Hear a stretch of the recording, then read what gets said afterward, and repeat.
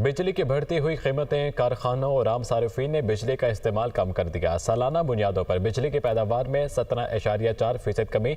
दस्तावेज के मुताबिक तलब में कमी की वजह कारखानों और घरेलू सार्फिन की सोलर पर मुंतकली है। जिशान यूसुफजई हमारे साथ मौजूद हैं। जिशान, क्या अपडेट्स हैं?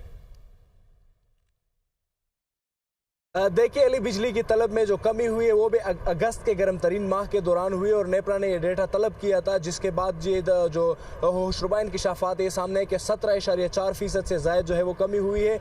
और इसके अगर वजूहात में आपको बताता चलूँ तो नंबर 1 इसका जो वजह है वो ये है कि सारिफिन सोलराइजेशन की तरफ जा रहे हैं और सोलर पर मुंतकिल हो रहे हैं। दूसरा जो है वो पावर डिवीजन और उसके जो मुतल्लिका इदारे हैं उनकी नाकामी है कि जब बारिश होता है तो ट्रांसफार्मर जो है वो ट्रिपिंग कर जाते हैं, तो उसकी वजह से भी तलब में कमी हुई है। ताहम इसमें जो अहम फैक्टर है वो ये है कि कारखाने जो है वो ज़्यादातर सोलर पर शिफ्ट होते जा रहे हैं और मुसलसल जो है इसमें इजाफा होता जा रहा है।